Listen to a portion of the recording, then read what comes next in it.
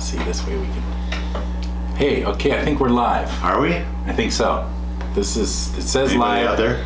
Let us know if we're actually here, please, and you can hear us. I've never done this before. You know, I'm not a professional much of anything, and particularly this stuff. So we'll need all the help we can get.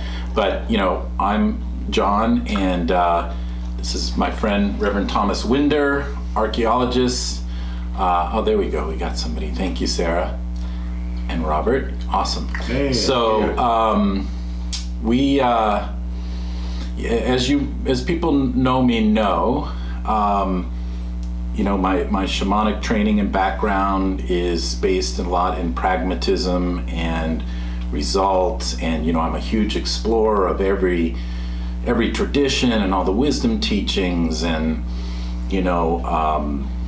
a proponent of the great wisdom teachings and healers and Jesus, Yeshua ben Yosef, right, known as Jesus. And what's cool about how Thomas and I met was we both have parents at the Terraces in Los Gatos. The retirement community extraordinaire. And a lot of you folks know my dad. I've shared a lot of stuff about him.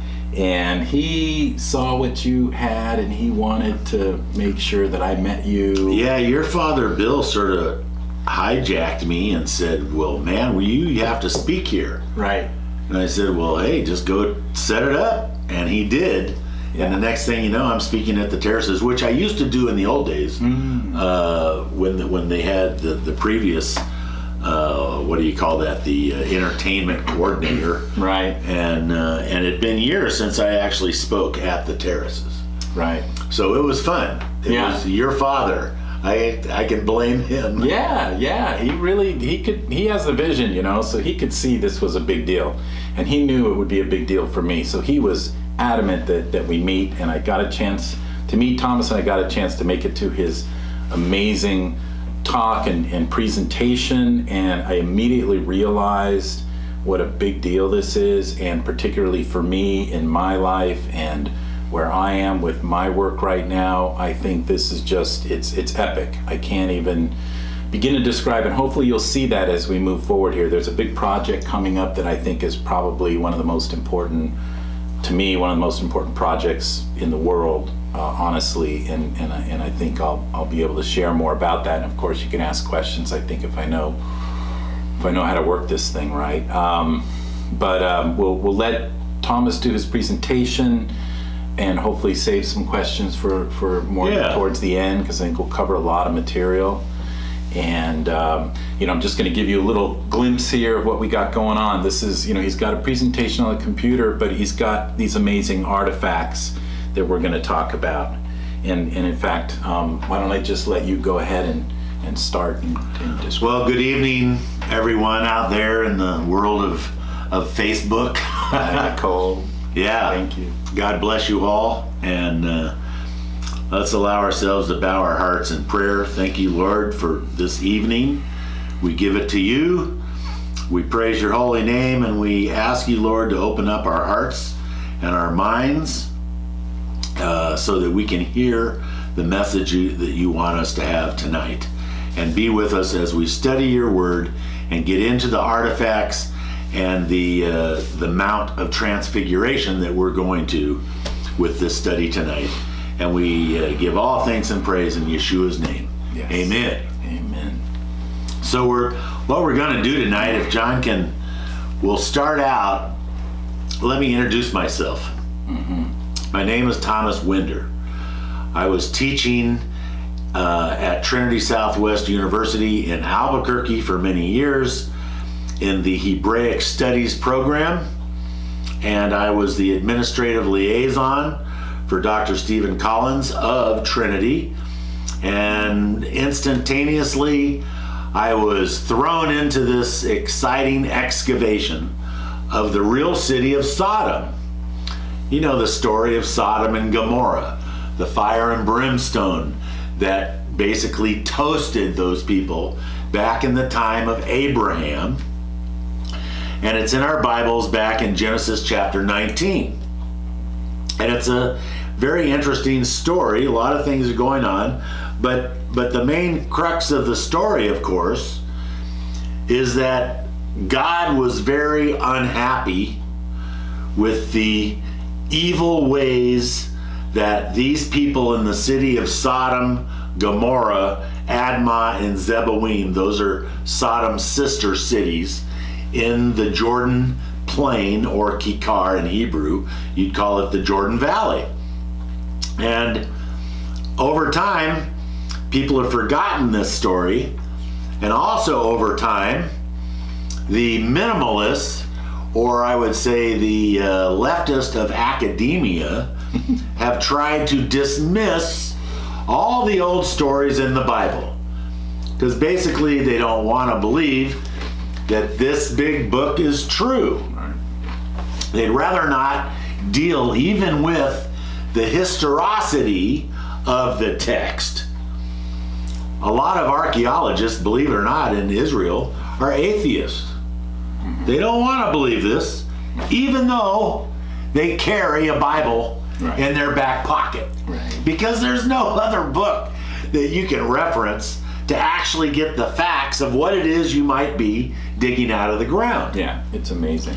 And there's at least 4 different locations for the city of Sodom and Gomorrah. Those are 2 cities next to each other.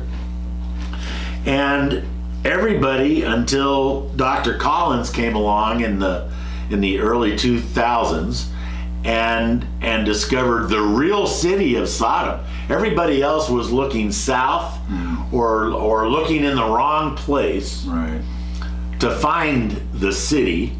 So they had other locations, and books were written and films were made. But if you don't have the right place, you're not going to have the evidence. So the academic world, especially in archaeology, picks everything apart. And even when you have the real city of Sodom, to this day, even though the team has been digging there since 2005, all these years, the world is still skeptical, because after all, if it's the real city, then maybe you might have to read about it.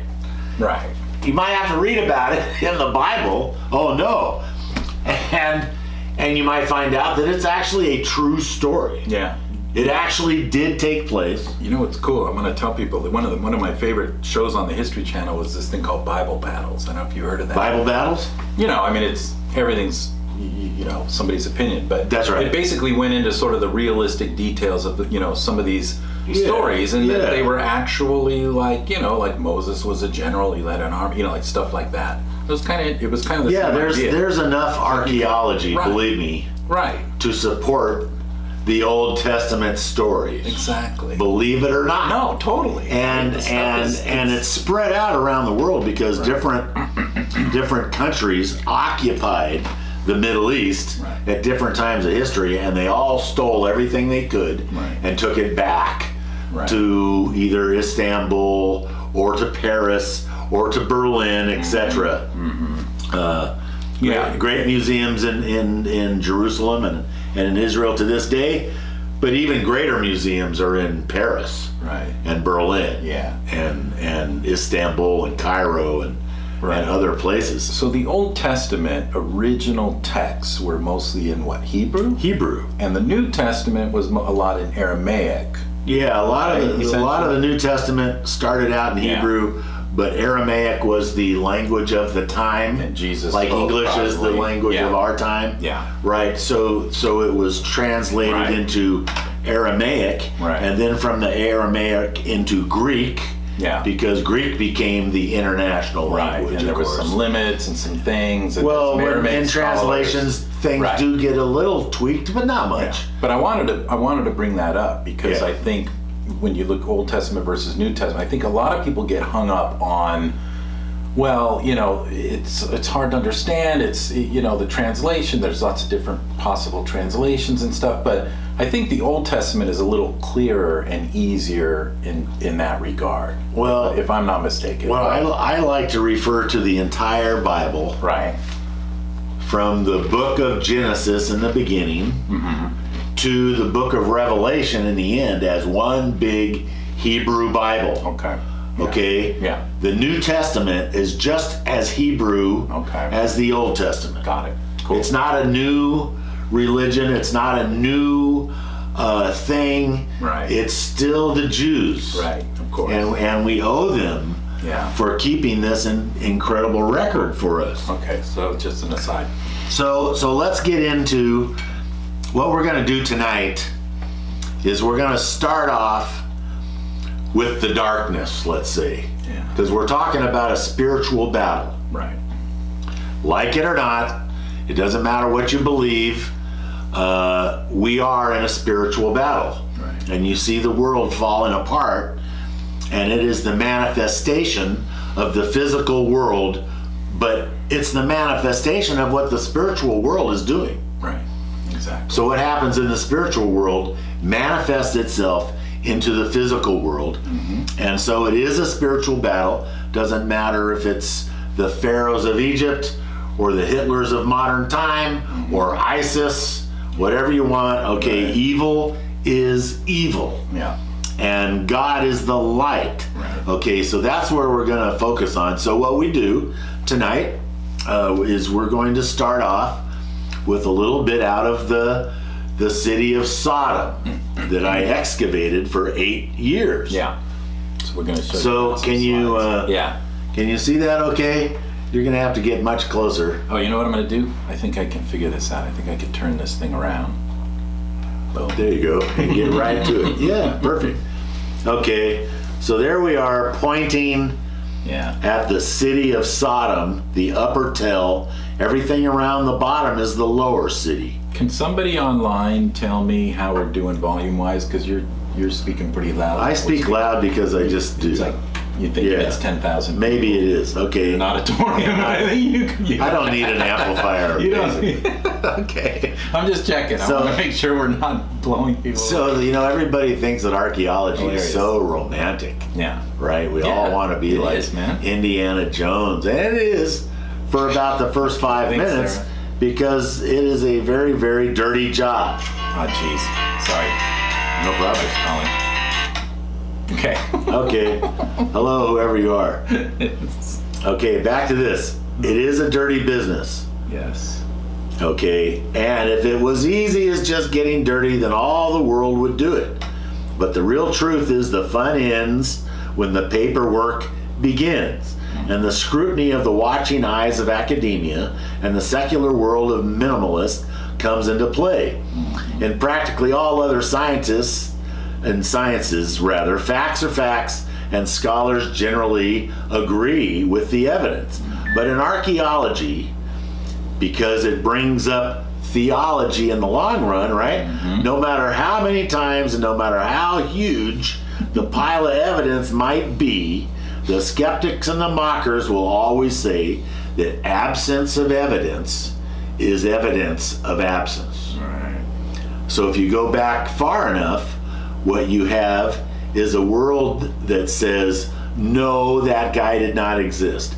No, that place did not exist. Right. No, until the evidence is dug up. Right? And then they have to sort of eat crow and say, well, okay, I guess maybe that might have happened, you know, since you have the evidence. Right? Right. So it happens every time. It happened with all the greats like, Nebuchadnezzar, people like Herod, even Pontius Pilate, King David, right? The skeptical world said, no, these people didn't exist. Even the world of the Hittites, no, they didn't exist until evidence is found. Right. And then the evidence comes along and goes, oh, well, okay. Right. The academians have to kind of go back, well, I guess we have to agree with you there, but what about the rest? And as long as one little piece of the puzzle is missing, they don't want to believe the rest of the puzzle. Even though the puzzle keeps batting 1,000. Classic. I mean, we run into the same problem with shamanism. It is, Sure. It's all the same. It's just a matter of opening up your eyes and having the power of observation. Yeah, broad to see scientific it. method. Observe, collect data. This is clean. Corroboration. Okay. Yeah, good. So, this is what you do. Going back. This is what you do on a dig. We're going on a dig now. Going on a dig. Okay, you're in the country of Jordan. So this is what you folks can do if you want to. You can That's get on right. a bus and join. That's right. You go get in a hotel room first. Yeah. And in the morning after breakfast at the crack of dawn, you get on a bus, and the bus will take you to the site. Awesome.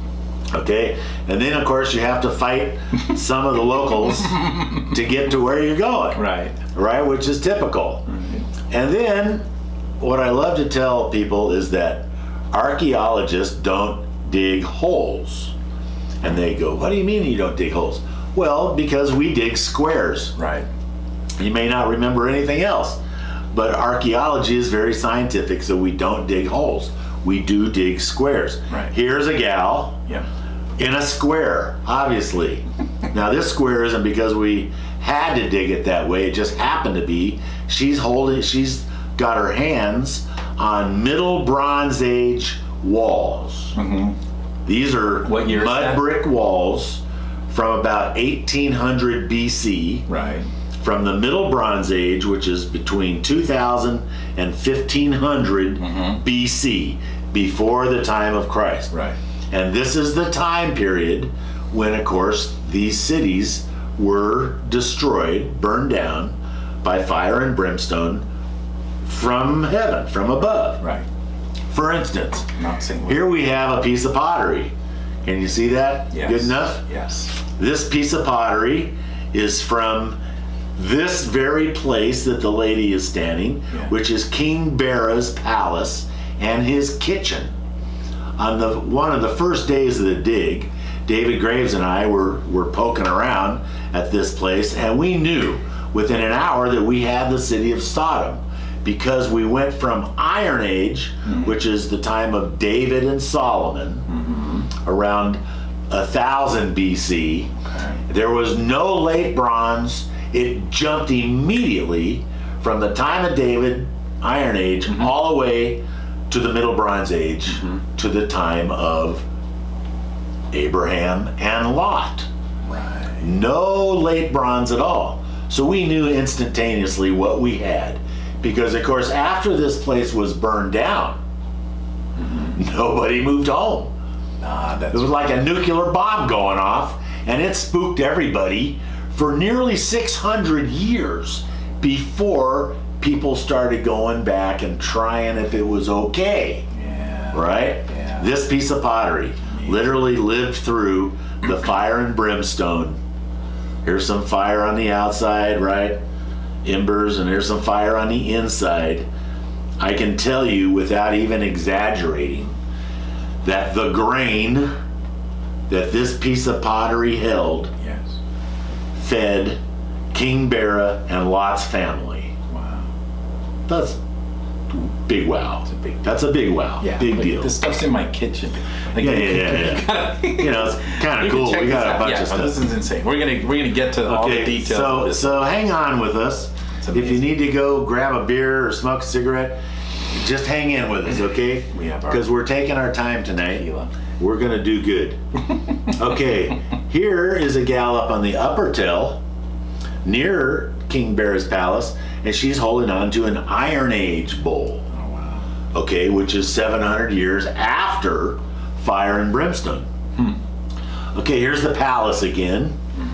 All right, and here's the hole or the square that gal was in. Now the rocks you see around the top and around the surface are the time of David. So this would have been like a governor's palace during David and Solomon's time. Actually, it turns out to be one of the guardian cities of Israel. But they built after 700 years had gone by, and whether or not they even knew that anything was under them, they didn't care. Yeah, they didn't. They just dug their footings Right. into what was dirt at the time. Yeah. and built their houses and built their fortifications, With the banana etc. plantation that So was what there, right? yeah, Before so you did. yeah, so what you have, this is a great picture for an archaeologist, Yeah. because there's Iron Age, and then bingo, right underneath the Iron Age, without skipping a beat, you get into Middle Bronze Age structures. Amazing. Okay, so that's really very cool. Now this picture in Genesis chapter 19, Yep. the story of Sodom and Gomorrah, it starts out by saying that Lot sits in the gate of Sodom.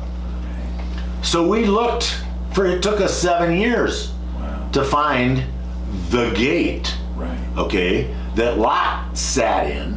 And what you're seeing right now is the road leading to the gate.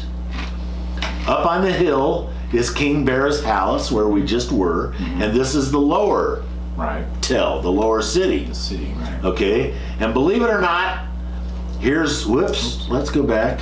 That was Go back one more time, let's get this.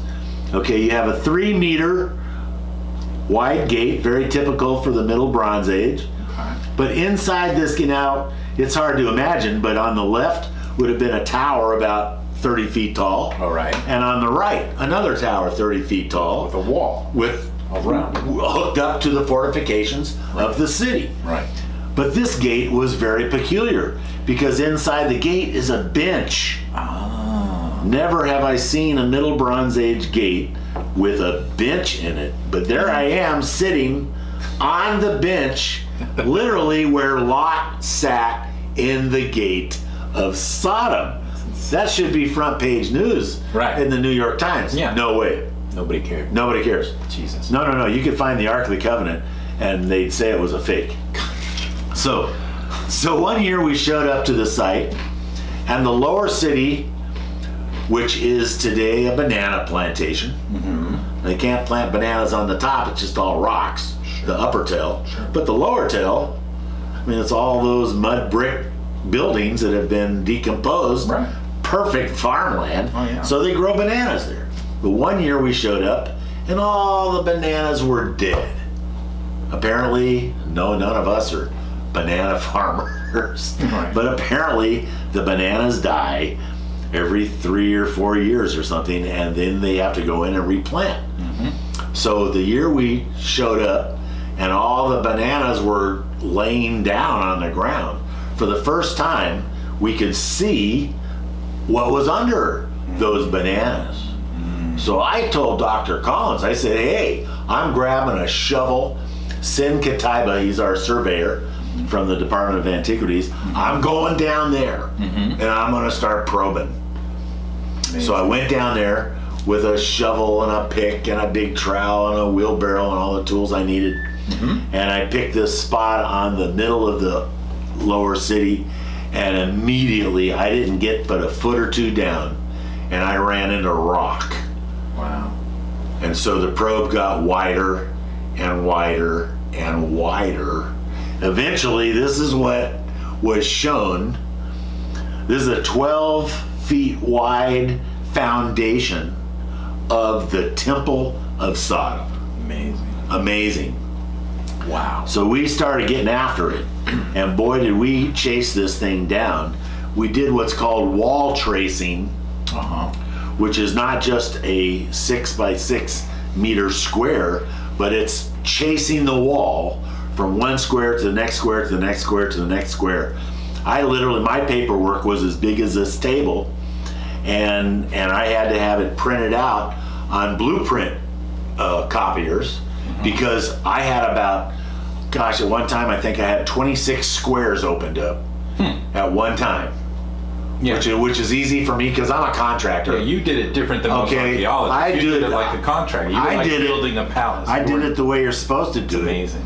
I did get in trouble. However, I got myself out of trouble after lots of digging and stuff. Here's what archaeology looks like when you're down and dirty.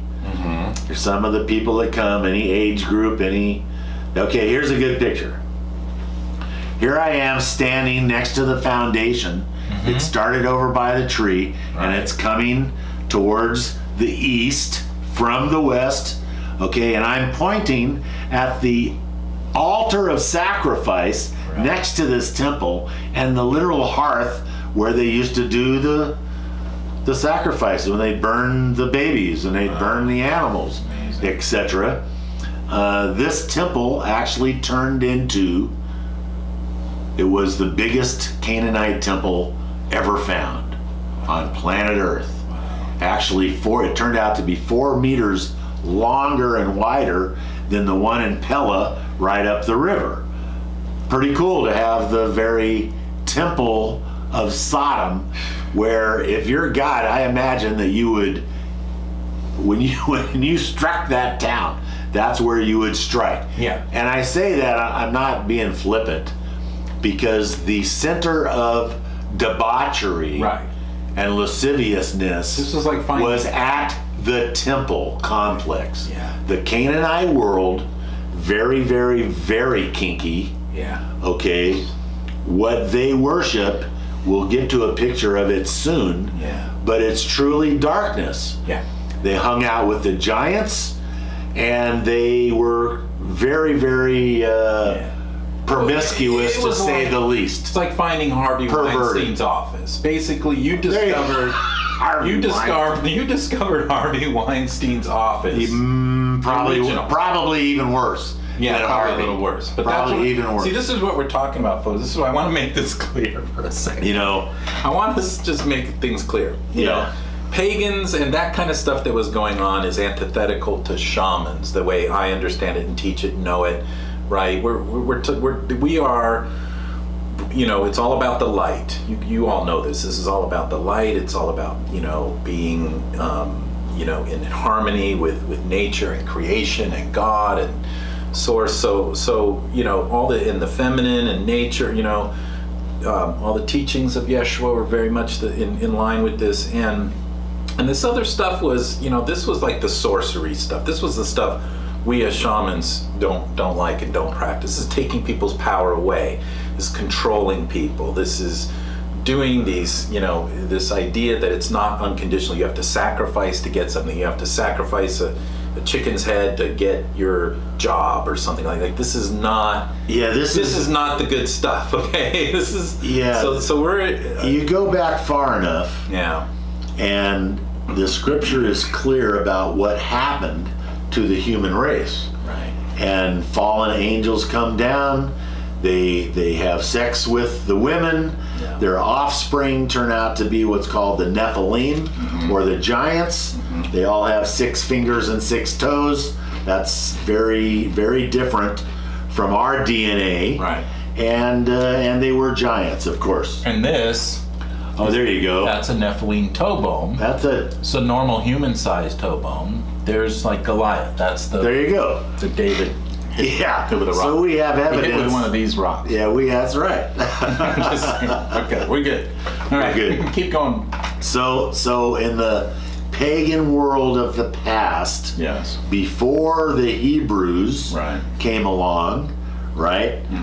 The world, the entire world, had open public orgies Right. going on. Right.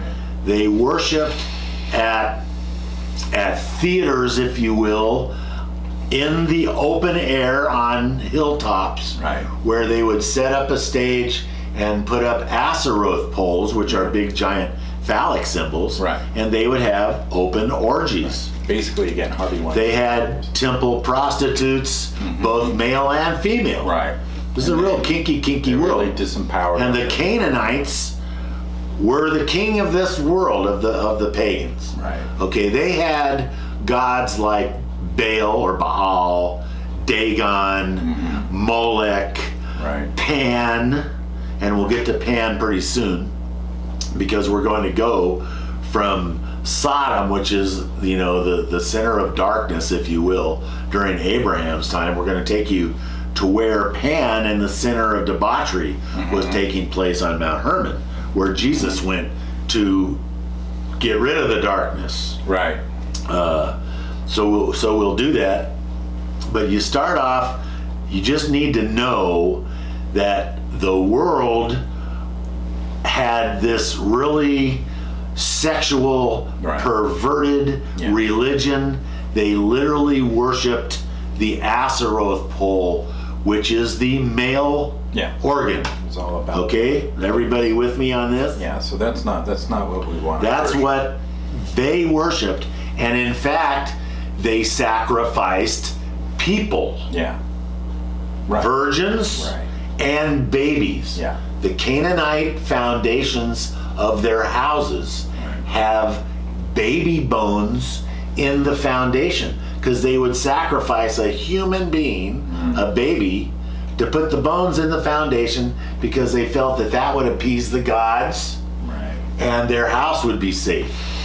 Okay? Ridiculous. I mean, and so you need that perspective as well, because actually when the Hebrews came along and when they exited Egypt and got off on their own in the wilderness for 40 years, okay, God did not allow them to mix with the world. Right. The Hebrews never killed people. Right. Now that can be debated a little bit, however, They had some. they They had did some fights. they Yeah, weren't Puritans, believe me. Right. They had their issues because they're humans. Right. But they were told not to do that. Yeah. To only sacrifice animals, Exactly. and specific animals, Right. which basically were barbecues. Right. They ate those animals. Yeah. The Levites didn't have land, so they got fed very well. That's why they're very big. All right. Uh-oh. So that's the system that we're up against even to this day, believe it or not. Now then, let's go back here. Here is a good friend of mine in Jordan. He's an archaeologist that works for the Department of Antiquities, and his name is Jihad. Believe it or not, he's a sweetheart, even though he's got a strange name. Interesting name. I love him. And he's holding a lid, which is something, they had lids for pots, we know this, but you never find them. For some reason, they either break or they disappear. But we found one next to the temple, which is very, very interesting. I love that picture. I'm going to share something, if you don't mind. Go right ahead. I think I know. I don't know. I'm not an expert, but Jihad, since he mentioned the name Jihad, I learned from Dale Allen Hoffman's material, the Aramaic scholar that I appreciate greatly, and biblical scholar, that the original, when Muhammad, right, taught the Quran and all that stuff, what he meant by jihad is the internal battle, right, between the dark and the light within you. And he said, don't ever engage in external jihad until you've finished your internal jihad, meaning once you finish that, you have no reason to battle externally. So this is the fallacy that a lot of ISIS and stuff, they don't understand. No. Muhammad never said do external battle and jihad, holy war against such and such and such and such. It was always supposed to be internal, and if you got that done, you were at peace and you wouldn't go out and do the other. So anyway, I just want to throw that in. That's jihad has that meaning. So jihad, his name being jihad could mean more of it, like the 40 days and 40 nights Jesus went through of the adversary, the internal battle. Right? And believe me, this guy is a sweetheart. Yeah. He wouldn't hurt a fly. Here's that temple again. On this end, all the way to the other end, 44 meters long. Biggest Canaanite temple in the world. And up on the hill would be the upper city, or where King Bera's palace was, where Lot lived. Yeah. Lot and his family lived up there. And Lot was the one that was kidnapped by Cheleomer, and taken to Damascus. Abraham went and Abraham had to go fetch him. Kick some butt. That's right. He had to kick some butt and go fetch his nephew because King Bera wouldn't do it. No. Those guys are too fat. Yeah. Okay. And there's my boss and Lane Rittmeyer talking about the temple. So let's do something here. Yeah. That's the city of Sodom. Right. You can look on your Bible maps. Just go directly east of Jericho. Okay. Cross the valley, cross the Jordan River, the Jordan Valley, and exactly on the other side, just follow the water. Right. Because you don't build a city that big if you don't have really good water. By the way, John, that's why they have bananas there today. Oh yeah. Even though it's illegal to grow bananas in the country of Jordan because there's not enough water. Oh. Right? It's a desert Right. country, right? Right. But there, where the city of Sodom is, there's so much water, it just flows. Amazing. So they let them have the bananas. They have a monopoly on the banana crop in Jordan. Wow. They're the only ones that can grow bananas. They're the only ones with enough fresh water Wow. to do it. Amazing. It is. So it's a good water source. But let's get back to the nitty gritty Yeah. here, because we're in this spiritual battle. Yes. And the battle started way before the flood. In fact, the flood came because our DNA had been contaminated by the fallen ones, Right. which had the Nephilim and the giants. Right. And they also taught humanity Right. all the kinky, dark stuff, Weird stuff. Yeah. all the bad stuff. Mm-hmm. And that's why the world basically was flooded, and only Noah and his family on Noah's Ark survived. And you know, everything stops archaeologically. Everything stops at 2350 BC. That's 2350 years before the current era, Right. And something like the flood took place. It took like 300 years Makes to sense. get civilization and city-states back together. Right.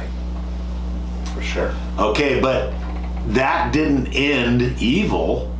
Evil continues because it's a spiritual thing, and the world was worshiping these phallic symbols and these gods, which are fertility gods. Right.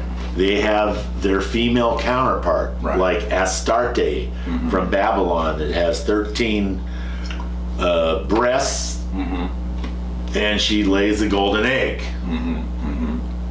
That's Astar, is where we get the term Easter. Oh, right. Okay, That's right. We should be calling it Resurrection Day or the Feast of First Fruits for the least. But no, we call it Easter, and we put out eggs to hunt and big bunny rabbits that are fertility That's right. symbols. Yep. You can see that the world likes the world. Right. Even the church will take world holidays and spin them into quote unquote Christian holidays. Right. Yeah, well, Easter is at the right time. It's Passover. 3 days after Passover is Resurrection Day. Yeah. But forget the Easter eggs and all that stuff. And Christmas is not the 25th Right. They fiddled of around with December. everything. Right. Okay, so we're way off track now. We're all hit. But the stallion of Sodom right here, let me introduce you to him. Oh yeah. He's the black stallion. His harem is over there in the background. Oh yeah. And what he's telling me is to get the hell out of there. Yeah. Because he doesn't, I'm trying to make friends, Yeah. but he doesn't have anything to do with it. He's getting ready to bite my head off, actually. This is not the position you want to be in. No. No. But he's telling me, hey, what happens in Sodom stays in Sodom, so you better leave. Now that's a real funny way to introduce you to this picture. Yeah. There you And go. John's going to have to get in there real close for this. Telling you. Remember the Asaroth poles that are the symbol of their worship? They have orgies all over the place. This is an Asaroth pole. In fact, it's probably the biggest one left on planet Earth. And it's east of the Jordan up in the hills. Took a while. This thing's easily over 12 feet tall, and we don't know what's in the ground under it. Right. Okay? But this is what they worship. Right. This is the core of the problem. Exactly. Because The masculine. because the dark forces Right. are satisfying the flesh instead of seeking God's righteousness and his light to be good. It's all, take care of myself and the heck with you, The only bigger one maybe in Harvey That's what Weinstein's they're office. doing. Right. So I wanted to show you that. So what we're going to do now Here we go. is we're going to follow Jesus up to the Transfiguration. Yes. Where he came into contact with Moses and Elijah. Very metaphysical thing, Yeah. you might say. That's right. Kind of We're all cool, about it. right? So let's Yeah. talk about this. Okay. The spiritual battle may be unfortunate, but it is what it is. And we're in the middle of it. Ever since the choice was made way back in the Garden of Eden Yeah. to eat of the fruit, to know good and evil. So we all are full of both.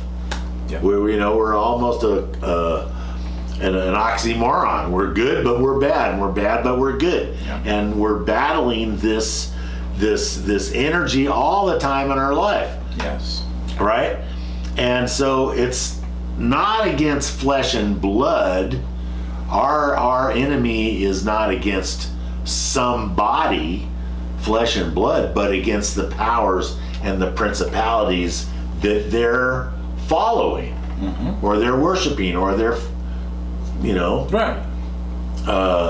if all you want to do is have a harem and do nothing but be sexual all day, every day, and that's what's in your mind, then you're in the darkness. You're not doing God's work. Exactly. All you're doing is satisfying your own flesh, Yeah. which is the big problem. Okay? And of course, the Bible is the story of this battleground, this battle, the spiritual battle that we're all in. Okay? Yeah. And it doesn't end at the flood. It doesn't end at Sodom and Gomorrah. It continues. Okay? And it continues to this day. Right. Okay, so back in the early 90s, when I was in seminary school in Jerusalem, I found out that almost everything that we know of is in the wrong place. Now that really bothered me, because after all, you think that, wow, we have all this education and we ought to know where the real Bethlehem is. We ought to know where the real Temple Mount is. We ought to know where the real cities of Sodom and Gomorrah are, things like that. That's right. But believe it or not, we're still discovering these things, and the deeper we get, the more information we get. So we keep learning, right? And I was learning back in the early 90s, and I was fascinated at Mount Tabor, because this is the Catholic's monastery for the Transfiguration. Fantastic place. It's beautiful. It's one of my favorite places in all of Israel, Right. even though it's not in the right place. Okay, the Transfiguration did not take place down here to the west of the Sea of Galilee on the edge of the Jezreel Valley. Sorry, but the people that chose this spot, the Catholic world, and built their monastery there, did a fantastic job. It's a great church. It's beyond cool up there. Beautiful spot. Incredible spot. It's just the wrong spot. Right. So I took it upon myself in 1993 to figure out where the right spot was. Right. Because I'm sort of analytic and I want to know. So I did. I figured it all out. Okay, before you go to the next thing, just a quick, for people who don't know, the Transfiguration in 2 sentences. What was that? The Transfiguration is when Jesus, Moses, and Elijah get together in a big ball of light. Yeah. Got it. Very metaphysical Changes a thing. lot of stuff. Boy, because Moses was from the 1400s BC, Right. and Elijah's the 700 BCs. They're almost 1,000 years apart Right. from each other, and yet Same place, same ball of light. around the year 29 AD, in Jesus's time, all of a sudden Moses and Elijah show up on this mountain Nice. with Jesus. Very cool. Now we're We're talking. gonna So this is a big read deal. about that. This is why this is a big deal for me. This is what I'm trying to say. This is this ties in a lot to what's been going on lately in my life and my work, and for those of you who've been following would understand this. And the project that we're going to be talking about has everything to do with this location and the Transfiguration. Yes. And what's happening. Let me trust me, it's a big a little background. Remember I mentioned Genesis 6 and the fallen ones that came down and mated with the humans. Yeah. And the offspring was the Nephilim, the giants. Yeah. Where did they come down? Right here. Same place. On Mount Hermon. Right. In fact, Charles Warren found a stela on top of the mountain and said this is where they landed. Amazing. I don't know if they landed in spaceships or not. I'm not saying it was aliens. I'm not saying It might have been aliens. that. Okay, but they landed, and that's where all this bad stuff took place. Right. Even Og of Bashan, the last of the giants, spoken of in the book of Kings, okay? Yeah. He was the last one to be taken out, and he had a huge bed that was 9 feet long and 5 feet wide. He was a big boy. Right. Okay? He's from up there too. Okay. The land of Bashan is the foothills of Mount Hermon. Mount Hermon's a big deal. We're going to talk a bit more about That's right. This whole So what I'm doing right now is I'm going from Mount Tabor, the wrong location, to the proper location. Yeah. I mean, Mount Hermon. Mount Tabor is beautiful. Mount Tabor is beautiful. Nice resort for the Catholics. Look at the beautiful stained glass. I mean, that's really incredibly gorgeous stuff. Man. If you're it gonna is. Be a Catholic but we're going to read a little bit out of Matthew, okay, so that you can get this. Okay. I'll leave the map of Israel real fast. Here's the Sea of Galilee. Mm-hmm. Whoops. I guess if I had touched the screen, it actually. Doing the thing. Yeah, so I better not touch it. That's the Sea of Galilee up north. Right. And above the Sea of Galilee is the Golan Heights today, which used to be part of Syria. And way up on the top is Majdal Shams. That's the road to Damascus, where the Transfiguration took place. Amazing. Okay. So we're going to read this. Go for it. Okay, I'm going to read a little bit of this. We're going to go into the Hebrew New Testament, okay, written by Matthew.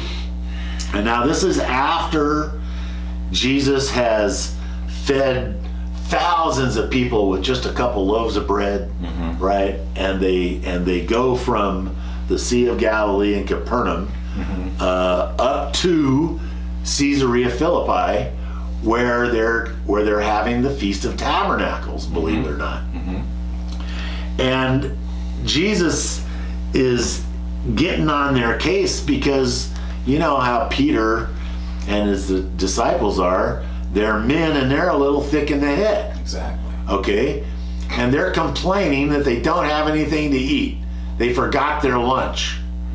And Jesus looks at them and goes, Idiot. Oh, you idiots. Yeah, you bunch of idiots. Didn't you just see what I just did?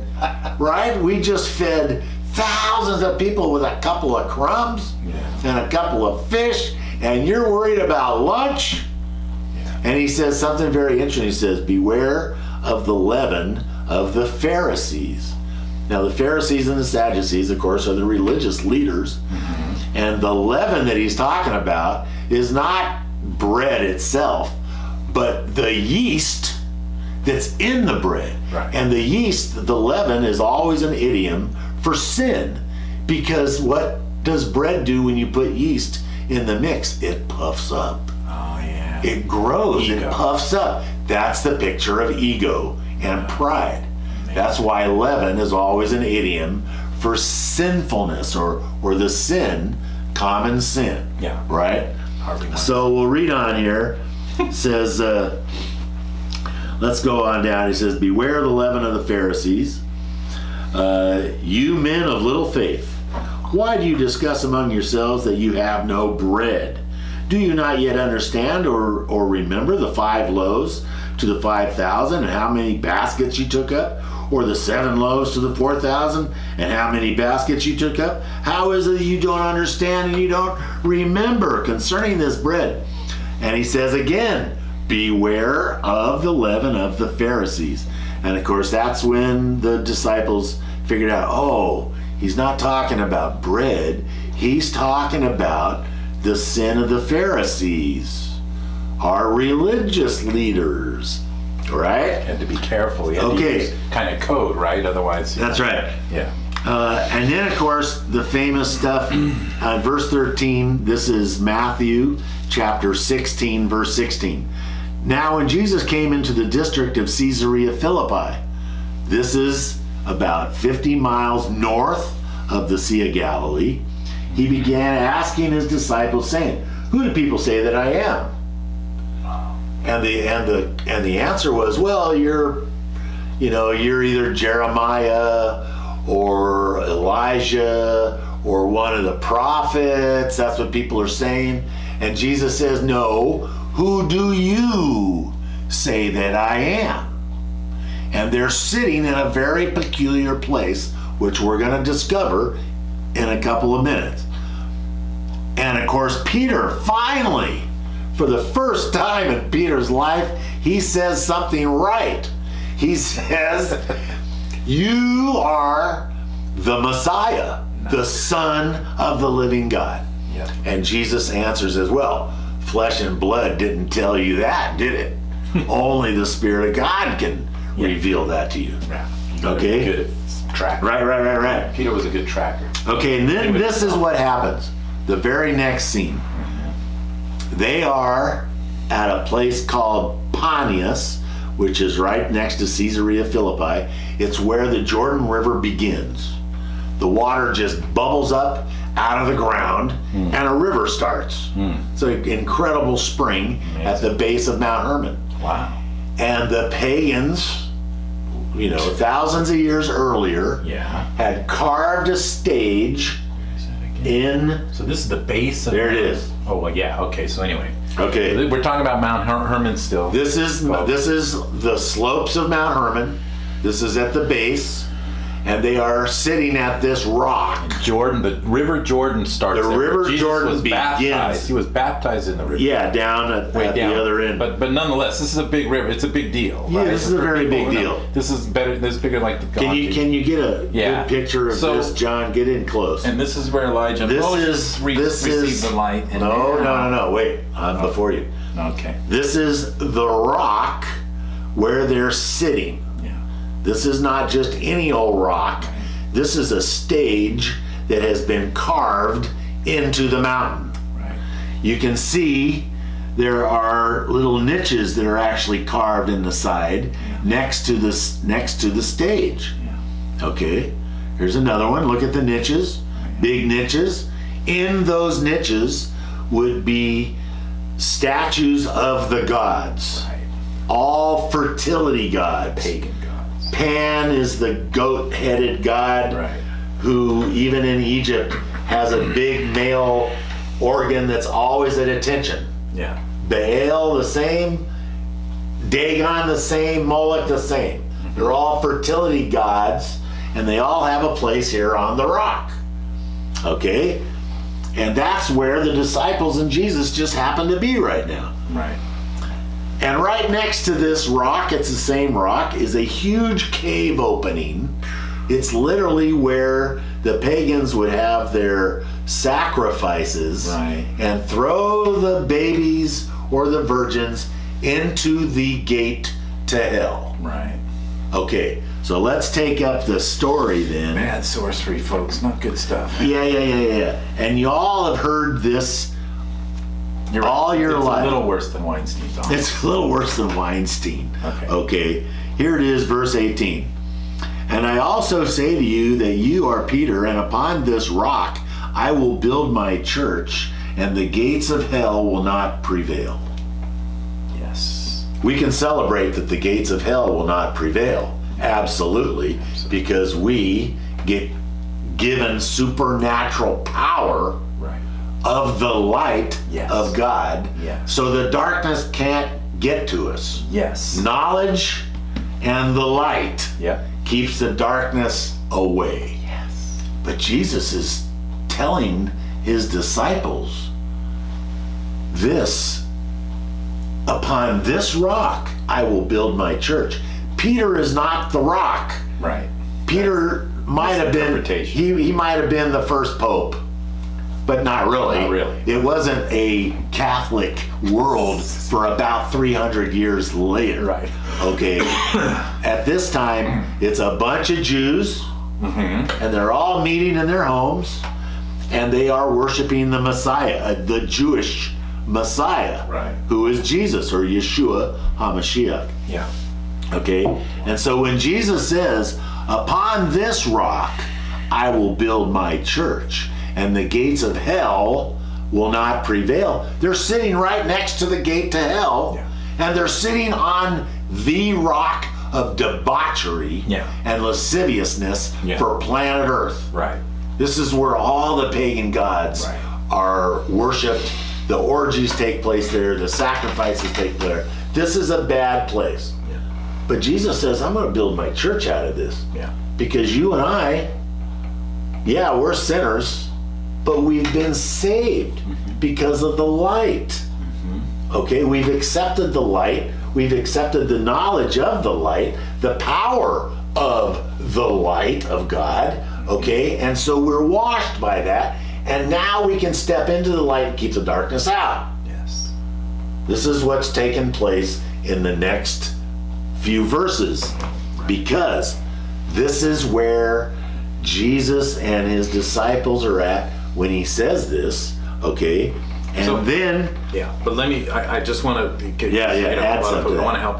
I just want to say that, look, the point here is that this is, a lot of people think of it as sort of figurative or symbolic, or like you say, they think the rock means this or that. This is very literal. This is the point. This is what I love. That this is an actual place. This really happened. see, if you've never been there, right, and you don't have the pictures and the knowledge of where they are, if you're Catholic, you're gonna think Peter's a rock.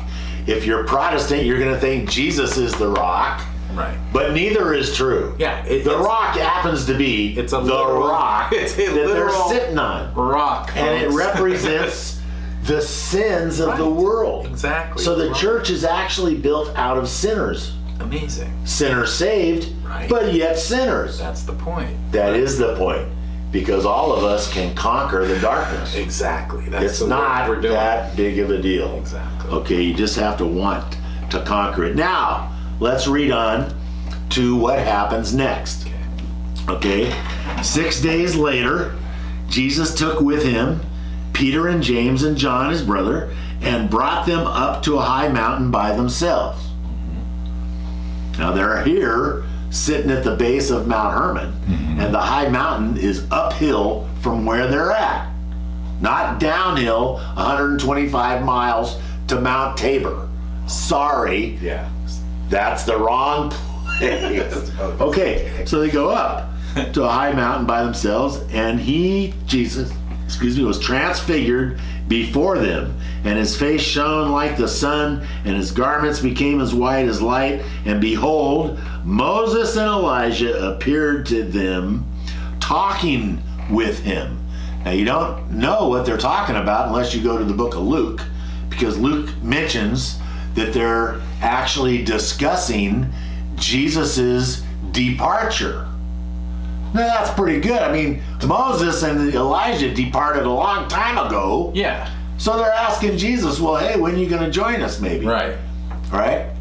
Right. But what we need to know here is let me read on. Yeah. Okay, Moses and Elijah appeared to them talking with Jesus. Yeah. And Peter comes along and says, hey, Jesus, Lord, wouldn't it be good for us to be here? If you wish, I'll make 3 tabernacles.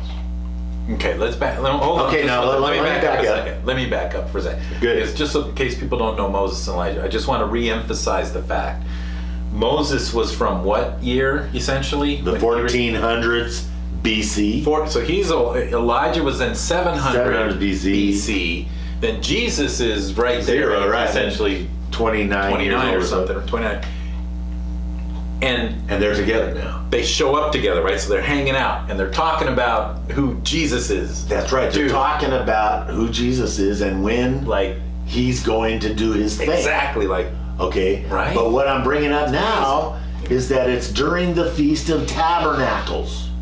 6 days have gone by, so this is the 7th day that they're Which up is the hill. Jewish hall. It's a The Feast of Tabernacles is the last of the 7 Jewish holidays, we call them. Okay. But they're appointed times of God. They're God's Right. holidays. They're Okay. God's appointed times. Right. Passover, unleavened bread, Feast of First Fruits Right. in the spring. And of course, Jesus is the Passover lamb. exactly. Okay, he is the bread Yeah. without leaven, and he is resurrected from the dead as the first fruits of the resurrection. Amazing. So he fulfills those, boom, boom, boom. Right. In the summer is Pentecost, which is the marriage ceremony Okay. between God and his people at Mount Sinai, nice. where Moses goes to get the 10 Commandments. Right. And what happens? Moses is engulfed in the light on Mount Sinai Right. when he gets the law in front of the burning bush. And in fact, when Moses comes down with the 10 Commandments, he's so bright that they have to cover him up. Can't even look. They can't even look on him. Okay. Amazing. Elijah on the same Yeah. thing. He also is engulfed in the light or the fire of God, if you will, the light of God on Mount Carmel when Elijah goes up against the prophets of Baal. 450 prophets and more, myriads of them. It's like I'm gonna kick your and butt. and they of course cannot make the fire because it's all wet. But what happens? The fire of God comes down and lights the fire and chases all the spooks away. You got nothing on me. Oh, God, nothing on me because I'm the light, okay? Right. So you have 2 individuals that were engulfed in the light and literally experienced God's fire or his light. Right. And now they're all 3 together in the light. Yeah. Now you got to get this because it's the last day of the Feast of Tabernacles. It's a 7-day feast. And one of the things, there's a couple things they do on the last day. One is they go down to the pool of Siloam with a big parade of priests, and they get a golden bowl and they get the living water out of the pool of Siloam and they bring it back to the temple with all the fanfare. And they're singing the Ha'la'el, which is Psalm 118. This is the day the Lord has made, we shall rejoice and be glad in it. And they're bringing the living water to the temple. Okay. This is when Jesus walks in John chapter 7 and says, excuse me, I am the water. Nice. I am the living water. And if you drink from me, rivers of living water will flow from you. Yeah. Okay, well, Stuff. then they all go and they take a siesta, and they come back for the night festivities on that day. And that evening when the sun goes down, what they're trying to do is emulate the pillar of fire that they had in the wilderness. Right. Because everything in Tabernacles is one way or another to commemorate and memorialize what took place during the 40 years that they wandered in the wilderness. I was going to ask you what Tabernacles was. Yeah. Tents. Now it's their They're in historic- tabernacles. Got it. They're Oh, that's on what that is. Okay. a I didn't know. booth, a sukkot, a tabernacle, and a tent, all the same. Nice. Okay. I didn't know. Okay. That's good. Yeah. So they're in the wilderness for 40 years. Yeah. So and this they is the follow God. They yeah. follow The pillar of fire yeah. in the night and the pillar of smoke in the day. Right. Which is God dwelling or tabernacling over the Ark of the Covenant. That's in the tabernacle. Yeah. And they follow that for 40 years. That's cool. So on the last day of the Feast of Tabernacles, and you have it recorded in John chapter 7 and 8, okay, it even says it's the last day of the Feast of Tabernacles. I mean, you can't go wrong, right? What is happening on the last day? Well, in the evening, after the big water ceremony in the morning, they take their siesta and they come back in the evening, and the crescendo of this 7-day celebration, and it really is a feast of joy and thanksgiving, they throw a couple cords of firewood on the altar of sacrifice to make a big fire. Yeah. And they put up these 4 candlesticks. Well, they don't have candles. They're big bowls of olive oil. Right? They're 75 feet tall. There's 4 of them, one on each corner of the altar. And they light them up, and they're trying to create, best they can, the pillar of fire that they used to have in the wilderness, right? Now, what do you think happens? Jesus walks in. And you know, every time Jesus walks in to the temple complex, everything stops. Oh, yeah. Because they want to know what he's going to say. Yeah. Because he's always going to say something that upsets them, right? He's pretty and bad. so he walks. He was the original He's a bad bad dude. So he walks in, the rebel that he is, and he says, I am the light. Yeah. I am the light of the world. Why you like And those he things? spends Right here. he spends about half an hour teaching. And at the end of that teaching, this is chapter 8 of John. At the end, what he's doing that whole chapter 8, he's telling him who he is. That he's literally the Son of God, that he's God in the flesh. Yeah. Okay? And then the last thing he says is that before Abraham was, I am. I am is the tetragrammaton, Yod He Vod He. That's the very name of the Almighty. That's the name, by the way, that nobody can say except for the high priest on Yom Kippur. Oh. Because it's too sacred. Because if you use that name, you could be using it in vain. Yeah, you're not. So you're not supposed to use it at all. I am. Every Right. time. So when people say, like, I am That's very this powerful. or I am that, they're using the It's name powerful. in vain. If you say, I am healthy, I am whole, I am blessed, that's using But it that- right. If you that's say, using I it am right. tired, I am sick, I am this. Yeah, you don't want to be defeatist. It's interesting, right? But when Jesus says, before I am, before Abraham was, I am. Right. Well, he's literally, all those I am statements, especially this one, he's telling them who he is. Right. That he is God in the flesh. So what do? They pick up stones to kill him, like they always do. Right. They've tried to throw this guy off a cliff in Nazareth. They've tried to stone him a number of times. Oh my God. And he always gets away Yeah. because his time has not yet come. Right. Okay? So how do you He's got prove? stuff to do. He's still got stuff to do. Yeah. But how do you prove that you're God? Yeah, that's not easy. You have to die and then walk out of the grave. Right. That's the only way you can do it. Way better than walking on water. Yeah, yeah. And even the high priest. Any good magician. Once you know the Jewish things that are going on in the background, even Caiaphas, the high priest, at the cross, heard Jesus actually say, Eli, Eli, lama sabachthani, which is, my God, why hast thou forsaken me? That's the first thing he says Right. when he's up on the cross, Right. which are the first words of Psalm 22. Right. No, they are the first words of Psalm 22. And the last words of Psalm 22 are the last things that Jesus says. He says, it is finished. And you don't think that those Jewish guys know their book of Psalms? You can't be a Pharisee unless you memorize all 150 of them. So Caiaphas and the priest heard Jesus quote the 22nd Psalm. And if you go home and read it, I didn't know that. it actually says in that Psalm, they pierced my hands and my feet. Whoa. So he's yeah. So It basically is proved- literally, Yeah.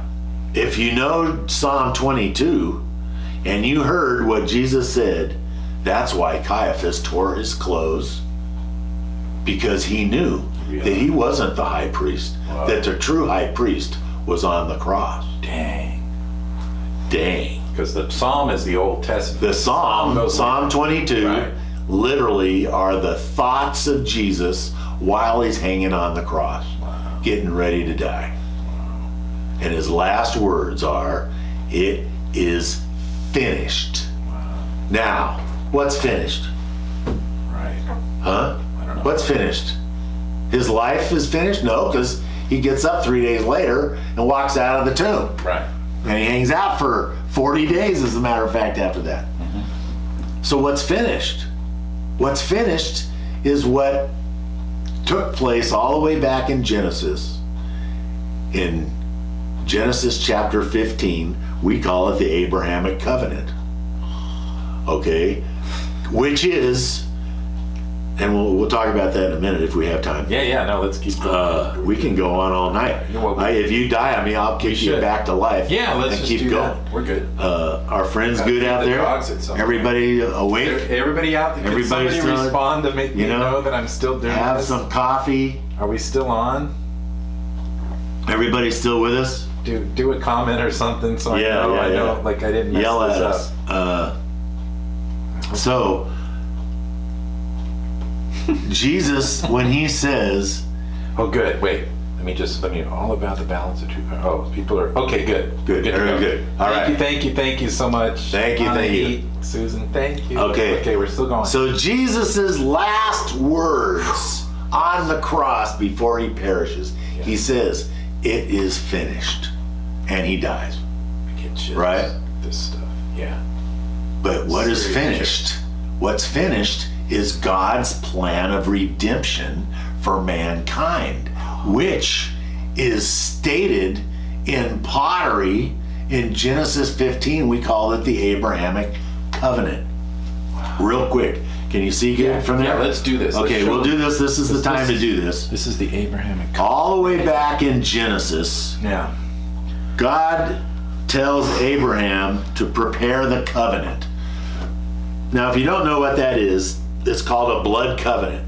Because if, say, John and I were going to make a deal, we don't go to the courthouse and record it, like we do today. There aren't any of those things. Right. So what do you do to make a deal? You cut covenant. And this is what Genesis 15 is. God tells Abraham, prepare the covenant. So Abraham goes out and gets the sacred animals, a bull and a goat and a sheep and a turtle dove, okay? And he cuts them in half and he fillets them and lays them side to side.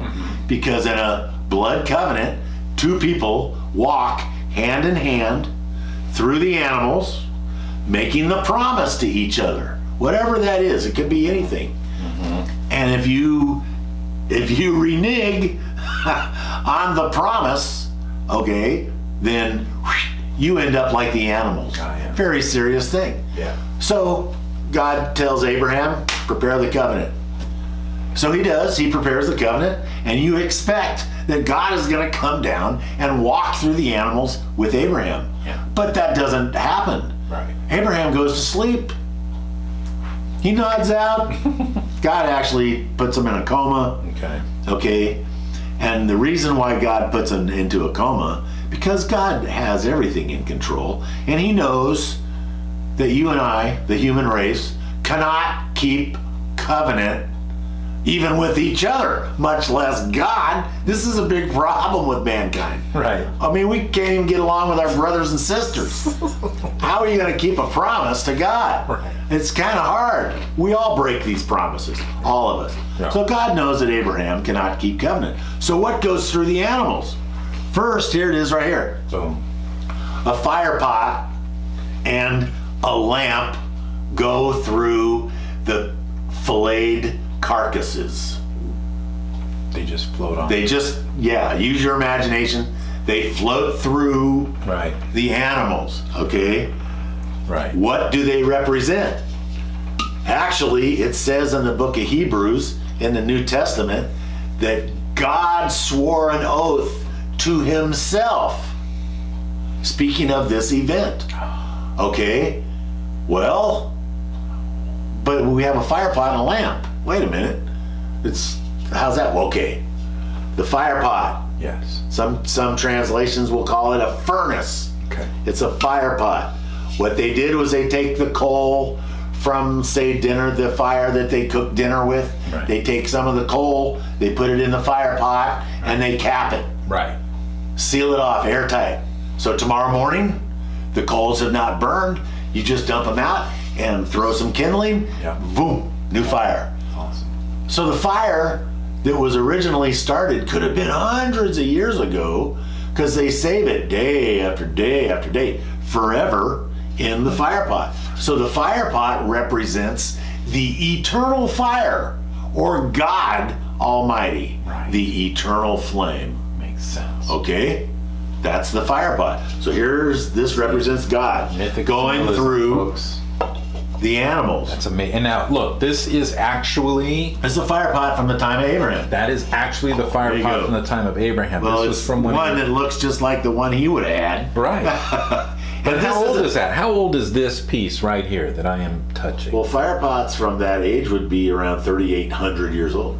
3,800 years old, people. And then Okay, and then the lamp.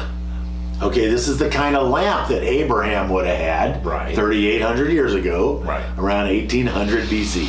Okay, and it's floating through after the fire pot. Yeah. Now, what's this represent?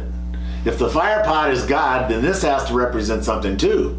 It has 4 wicks for light, Right. 1 light for each cardinal direction of the earth, or it is the light of the world. There you go. Isn't that Jesus? That's our He world. said he's the light of the world, right? Exactly. What's it burning? John, it's burning olive oil. Right. And olive oil is always the idiom for the Holy Spirit, God's own Spirit. So what you have, Amazing. cutting covenant with themselves, is God the Father, God the Son, and God the Holy Spirit, the Trinity. Okay? Somebody has to pay. Somebody has to bleed. Somebody has to die, because you and I are incapable of keeping covenant with God. Oh, yeah.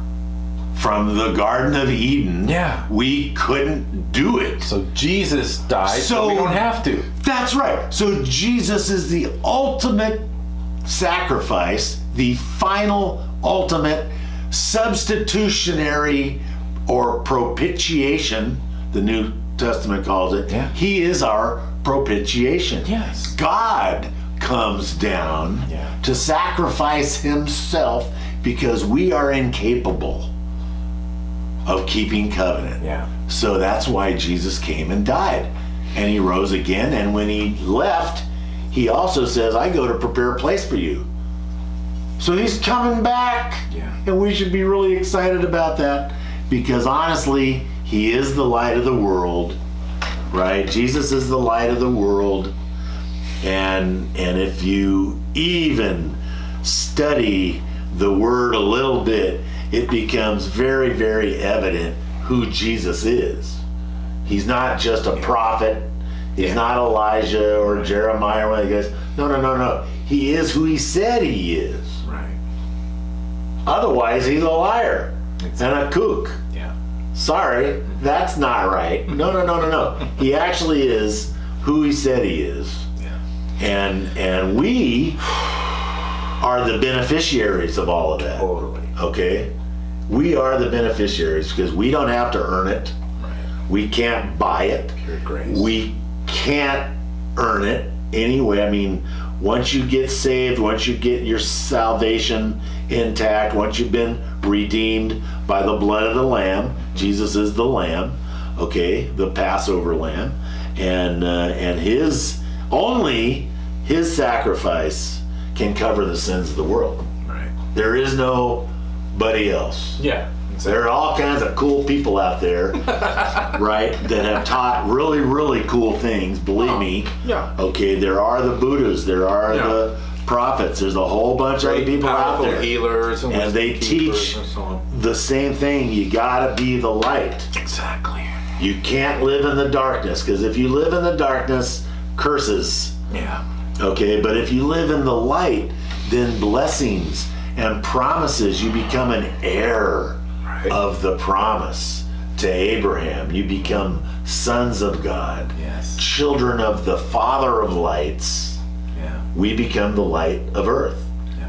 We are literally the Jesus that the world sees, because they don't see anything else. They're going to see you and me. Right. So we have to reflect the light. Mm-hmm. What better example is there than Jesus himself? Exactly. Yep. That's about it.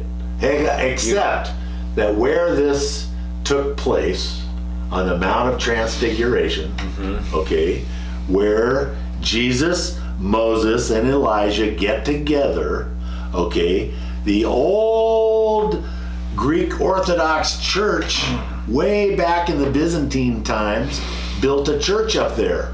Oh yeah. Okay. They actually did build a church up there. So we're talking about the to memorialize this event, because this event tells the dark forces that, sorry, you guys might as well pack it up and go home, Right. because you're done. You're defeated. Yeah, you're done. You're done. That You're is closed down. It's finished. Finished. You guys should go home if you had any sense. Don't even bother. They don't have any sense. No, of course. Of course they didn't go home. They're still around. However, believe it or not, I've been asked to be the project manager Yeah. for the restoration of that old church at the top of the Golan Heights, the slopes of Mount Hermon, Yeah. where this event took place, Right. where the light came down. Right. That church has not been a church for over 1,000 years because the earthquake took it down. Okay. And also no one rebuilt it. Yeah.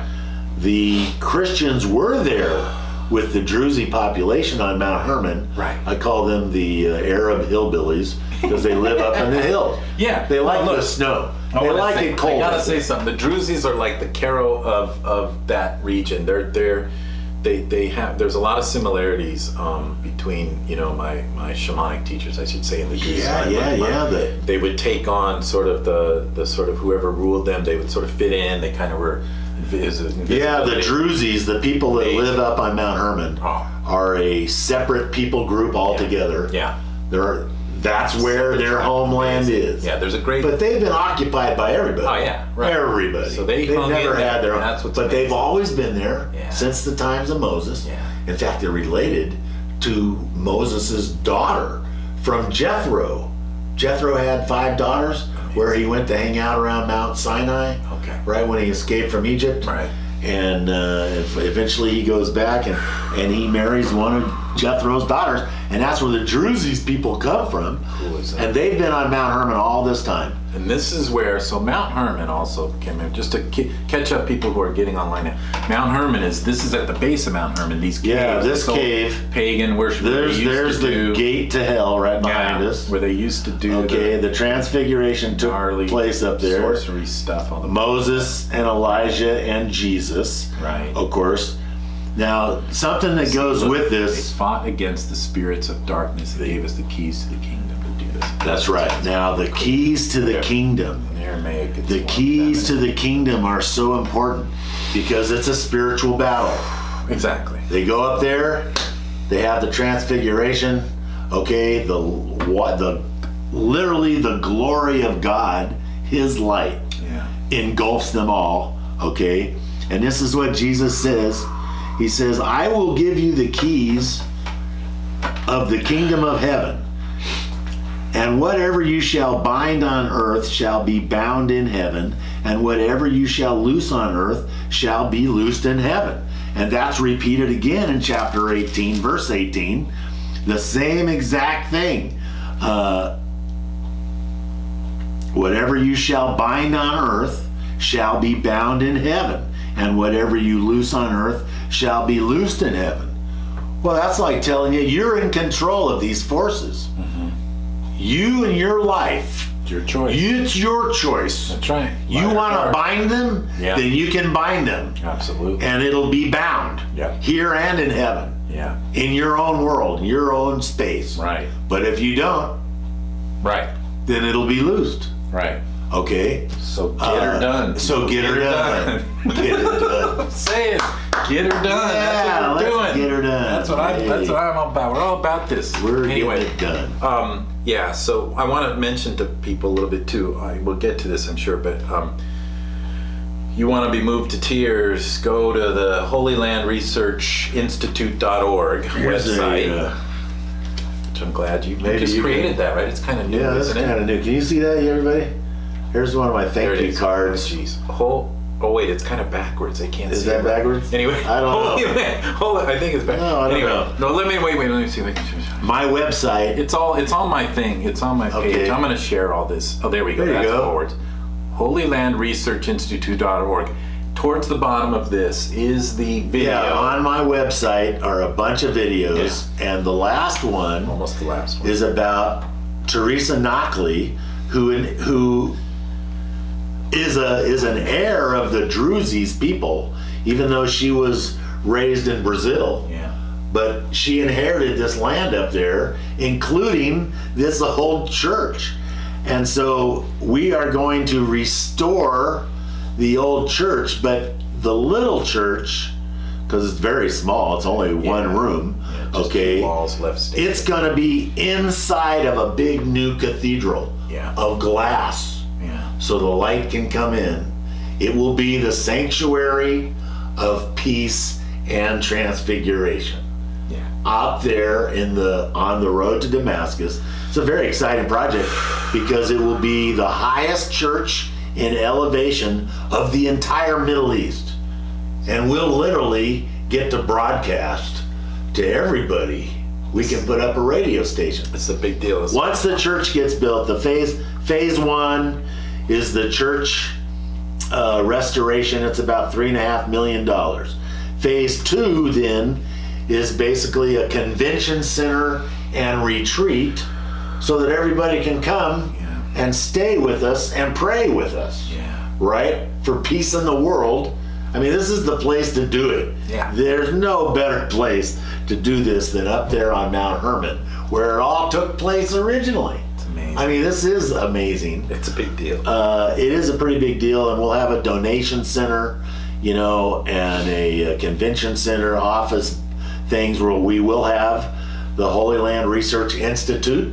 We'll be teaching classes up there, of course, and everybody will be able to come see us to pray up there for the peace of the world and literally be the light of the world as we are basically commanded to do by the Father of lights, to be the children of light. Yep. And isn't that cool? It's amazing. So I need everybody to contribute. Go to my website.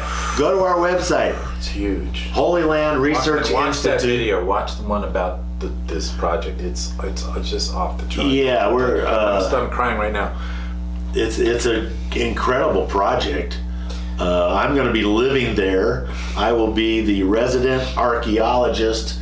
I'll probably be a few other things, but I'm in charge of all the construction Project as well. manager. Yeah. So I'll be there for at least the next 20 years or until the Lord comes. Yeah. I'll go back and forth, of course. Right? My contract calls Get it for done. 5 months out of every 6. The doggies are wondering why. So we'll get it done, and we'll literally have the sanctuary of peace and transfiguration.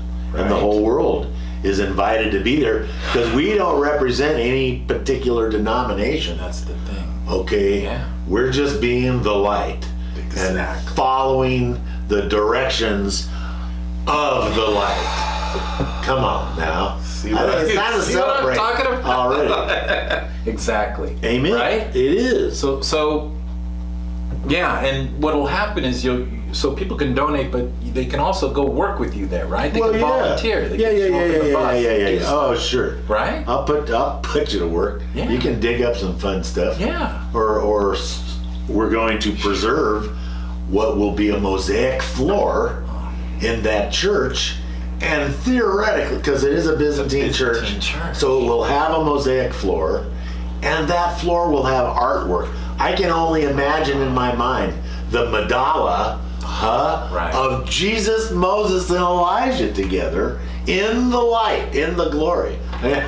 That's exciting to me. I must be peculiar. No, it's killing me. It's killing me. It's totally exciting. No, but and right now it's just, if you look at that video, like it's just, there's sort of grass and trash. Oh no, it's apartments right next. I mean, that's right. It's just a pile of rubble. It's a lot of work. Now. It's good work. It's going to be amazing. Yeah. Anyway, so okay. Anyway, that's what you can do. So I want to. You can go on the website. Yeah. HolyLandResearchInstitute.org. You can contribute, or you can get on the subscription list. Share this. Because I give updates and periodicals. Yeah. I just gave one yesterday. And we're going to do more of this. And then, look, so I wanted to show some folks. Okay, these are some from the dig. These are from the dig. These are cool things. These happen to be sling stones. These are the sling stones. This is the weapon of choice. It's what David used. And that's what David used against Goliath. That's one of from these that guys. time. And you know what? Check it out. Look at this. Is what's insane. It's super thick and heavy. It's like, and it's almost like quartzy. It's almost like It's there's actually flint. it's flint. Yeah, so it's got flint. that kind of It's glassy. solid. Like this It's one. heavy. This one's never been to battle. Yeah. It's nice and Too smooth. nice. This one's and it's pure flint. Like you can see the glassy. And then part we of it, showed you the, you know, and this is a lion bone. this is the 4 foot Right. of a lion. You know those big lions that And you David told used me to. they had a lot of lions there. Well, right? yeah, North Africa was covered in lions until the Romans got there, and they catched them. Right. Right? They put them in cages and took them to Rome, to the Colosseum, so they could Mess. feed Christians to the lions. Same, but you So found the there's bone. a petrified lion That's bone. amazing. Here's some old tops to fire pots. Look at that. Oh wow. There literally Yeah. is a fire pot Oh, that's amazing. from back in the day. Pieces of Yeah. them left. This Okay, this one, you'll love this guy. This guy is over 6,000 years old. This goes back to the Neolithic times, which is Adam and Eve. Right. This is a handle, okay, of a big round globular thing. These are all handles. Yeah. Handles last a long time.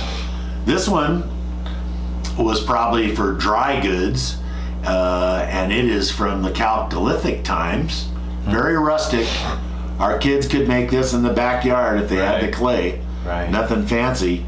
It didn't get fancy. Pottery was rough until the potter's wheel was invented. Yeah. And then it starts getting nice You can grind it in finer. the time of Abraham, in the Nice. Middle Bronze Age. Wow. Everything got really nice, and you can see the wheel marks on the inside. You know, because it's Yeah. spinning to make big ones like that. And we won't get into it Cool now, stuff. I think, but you know, you were telling me last time we met the stories of how, you know, you tell me some great stories. We'll get into it another time, but basically, this getting these things out of there, right? It was a lot of fun through the airports and Well, for Right. for close to 8 years, I had permission right. to take stuff home. Just go ahead. But permission or not, they're still going to stop you at the airport. Yeah, they still mess with you. They still mess so with you. you. have to bribe. You have to. I've got lots of stories. I can go into stories Yeah, all day, all night, You gotta go for weeks and weeks and weeks. Fun stories. What else was I gonna say? So then, okay, so you're from Albuquerque. Right? Yeah, my home is in Albuquerque. That's where you do your laundry. I'm out speaking in churches and doing Right. presentations all over. If you want a presentation, So that's what Call I was me gonna up. say, right? go on the website and email me. Yeah. My email's Brother Thomas at CenturyLink.net. Got it. And you can find that on the website. And that's on the website, of course, so you can get in touch with me that way. Set these things up. I love doing Yeah. presentations in homes Yeah. with a group of people Yeah. because it gets real intimate, Yeah. and I'm not under the clock. Yeah. You know, when I'm speaking in churches, usually I have exactly 45 minutes and not a second more. Right. So I'm gonna try and get you. Yeah. So we're But, gonna. hey, I get a do home churches, maybe November I do 3rd in Santa synagogues. Barbara area. You know, Potentially, I right. do retirement centers. Yeah, I do wherever anybody Yeah. wants. So that's what I want folks to know, and that, yeah. And so we're going to try and do another one, possibly November 3rd timeframe, Santa Barbara area, and then we'll see if we can get another one around here, maybe locally here, and then wherever folks want to have you. Yeah, I'll be here in the Bay Area until the 10th of December. Right. Okay. And then where do you go? Then I'm going to Seattle. Oh, okay. Then I'm going to, 'Cause wow, I got 3 different gigs in Colorado. Okay. Then I have a couple of gigs in Dallas. And then I'm on my way to Florida, where I have a whole bunch of Nice. engagements already lined up. Yeah, so folks here, I mean, they know, they're from all over these places. So again, try to find, and it's all going to be on your website, right? Yes, definitely. You'll let people know. Cool. Yeah.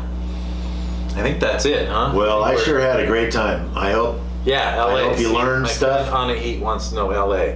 Maybe when you're down Santa Barbara, you'll be able to pop down to LA. Well, You know? could be. If I get an invitation, then hey, no telling.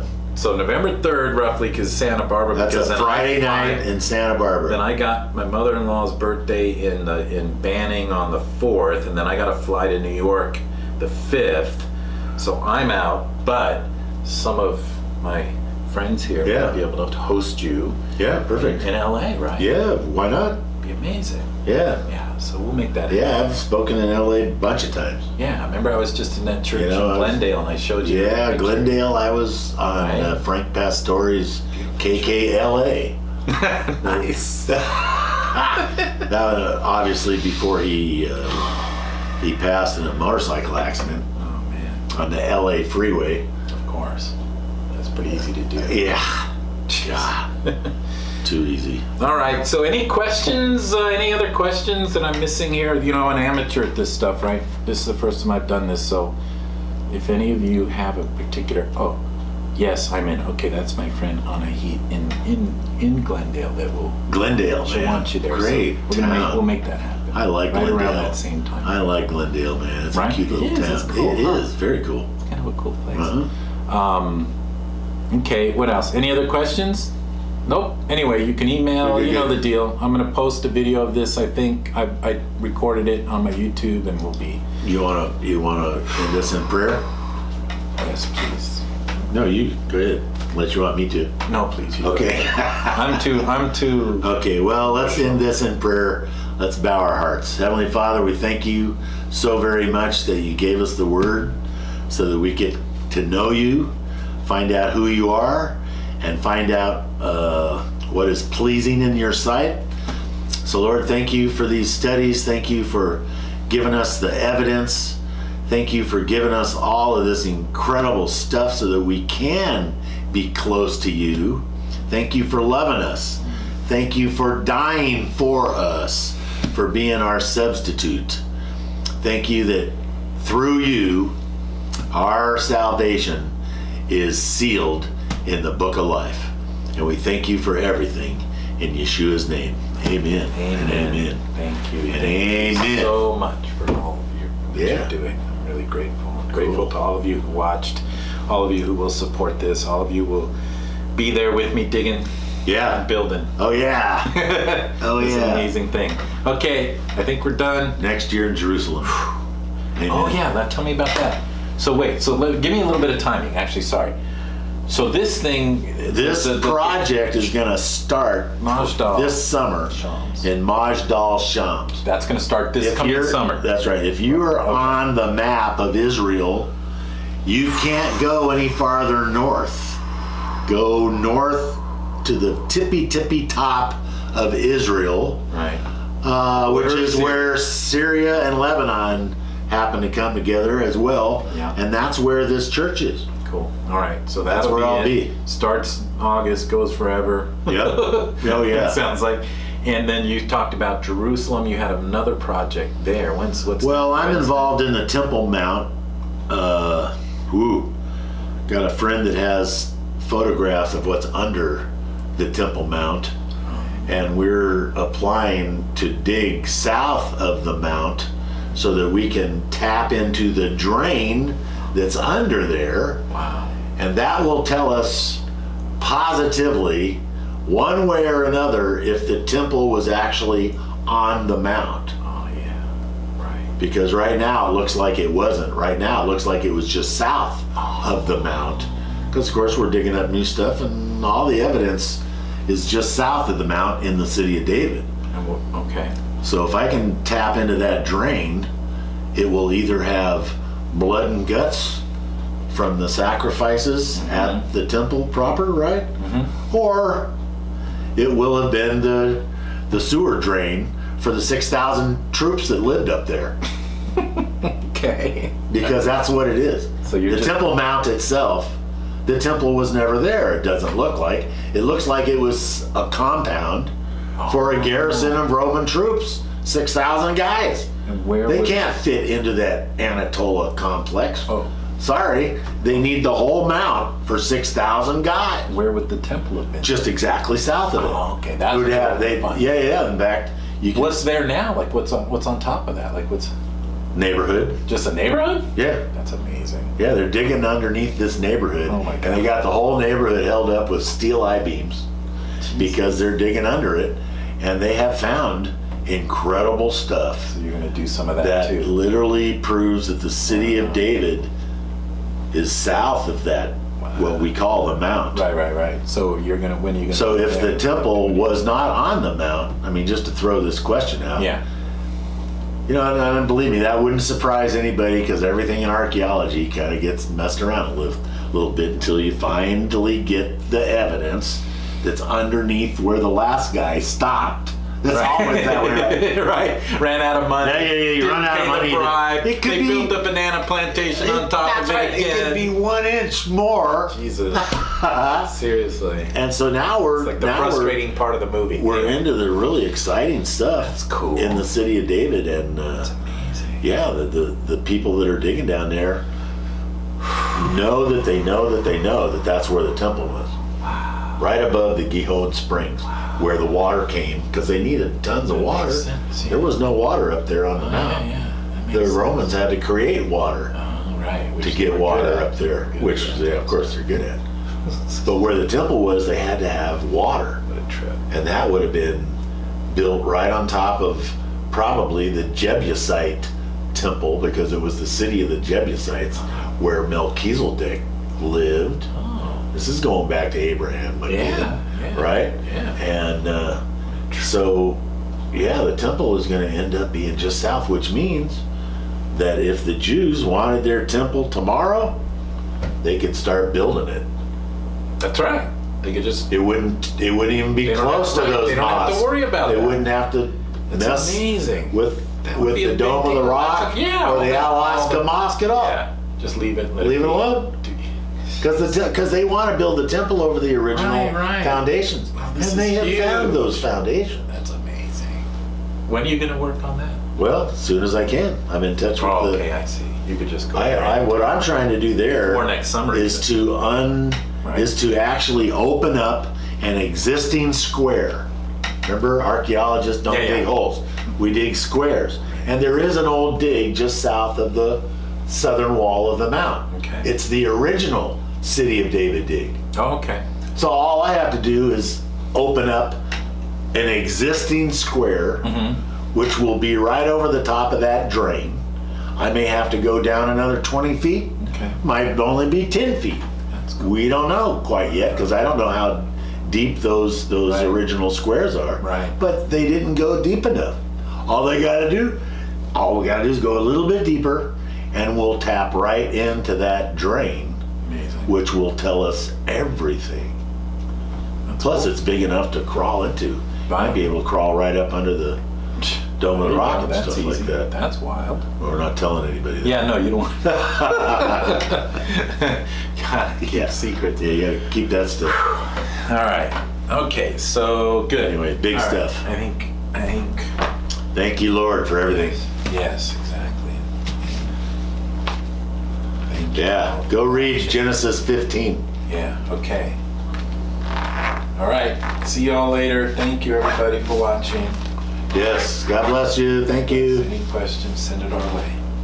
Bye. Wow, man. So this is the prayer that I wanted to read at the end of my meeting with Thomas Winder, but I was a little bit too sort of in an altered state emotional that I forgot. So I'm going to read it now, maybe tack it on to the end. This is the interpretation of the Lord's Prayer by Dale Allen Hoffman, who I recommend every single bit of his material. Aramaic scholar, biblical scholar, and in my opinion, the most accurate, absolute, dialed in approach to this. Anyway, so, this is that Our Father who art. No, this is what Jesus told everybody, like, pray this way. This is the cool prayer. This is the one you want to do, and do it this way. This is all you need. This is amazing. And then he went on. In Aramaic, I'm going to do the best I can, and then I'll translate. So it goes, Abun de Bwashmaya, Nid Kadashmak, Tete Malkuta, Nehwe Tsepayanak, Aikana Dwashmaya Ap Ba'araha, Habwalan Lakma, Desun Kanan Yaumana, Washbokian Kaubain Waktahain Aikana Dapkan Swokan Lakayabain Wola talan lenesyuna ela patsan min bisha. Metol de dilak hi malkuta. Wahaila wa tishbukta. Lalan almin. Amen. Aramaic is one of those original languages where the words and the vibration match the actual meaning. So when I first heard Dale Allen Hoffman say this in the way that it really should be done with more of a musical voice and sort of this vibration, it really moved me to tears. But here's the translation, the actual translation, and this is like totally shamanic. I mean, this matches everything we know. Our one absolute eternal being, of which we are born forth from the realm of the all and the only, I am empty within the ecstasy of your presence and the purity of the vibration of your consciousness. Empower my creative expansion through your emergence from the unseen realms as I realize our strength and virtue, life and will as one, on the manifest earth as in the unmanifest realms. Provide the nourishment of authentic insight and realization through me now and in each present moment. Release my hidden past as I release all of my past concerns with others. Do not let me lose my true self in forgetfulness, but wholly release me from the errors of my perception, for the undivided whole is the absolute, the all, and the only, and the power of our eternal radiance. From cosmic gathering to cosmic gathering, from age to age, from moment to moment, from now to now, may these pure intentions be the rooted, fertile earth center from which all my actions flow. Amen. So, this is,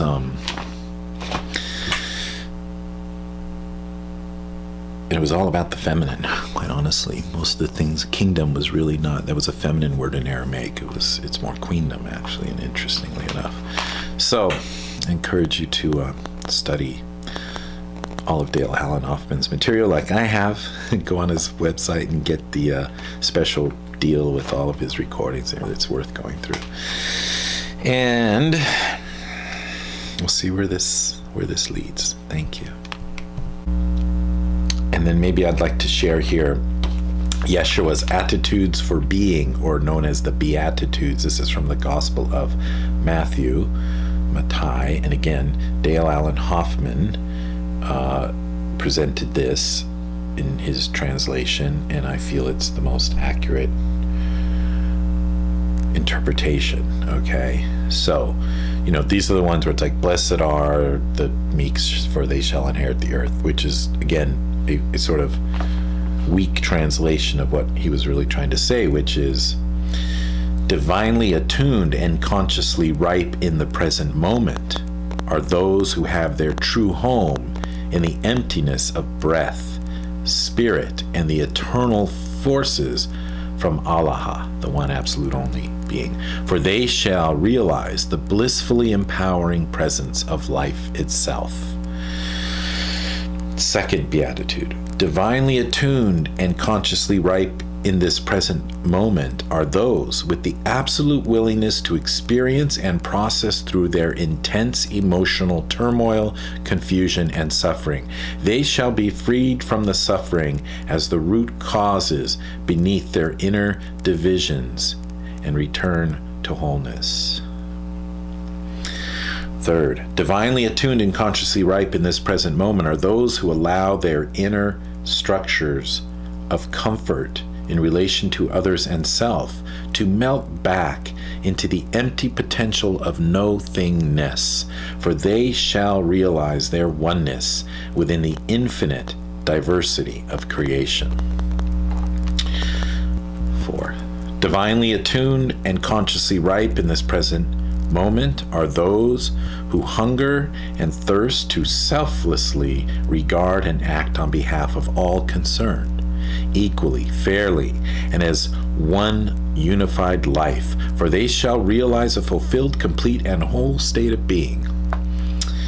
5. Divinely attuned and consciously ripe in this present moment are those who birth their love for others, self, and life from their inner spiritual womb, for they shall experience the all-embracing love which flows forth from the center point of true being. 6. Divinely attuned and consciously ripe in this present moment are those who embody absolute clarity and purified perception to recognize the single nature of life, for they shall realize their oneness within Allah, the one absolute only being. 7. Divinely attuned and consciously ripe in this present moment are those who birth peace from the center point of their true being, for they shall become conscious creative vessels of Allah, the absolute only being. 9. Divinely attuned and consciously ripe in the present moment are those who feel dislocated, shut out, and abandoned because of their virtue, goodness, and decency. For theirs is the blissfully empowering presence of the feminine essence of life itself. The last one. Divinely attuned and consciously ripe in this present moment are you when uprooted, cursed, and reviled, and they say every malicious and spiteful word about you because of me. Then express your joy and emanate the oneness of ecstatic universal bliss through your expansion as the empathetic vibration of life itself. For likewise were the prophets, the conscious creative channels of Allah, the one absolute only being, who were singled out and terrorized before you. So yeah, that pretty much covers it all, right? Amazing.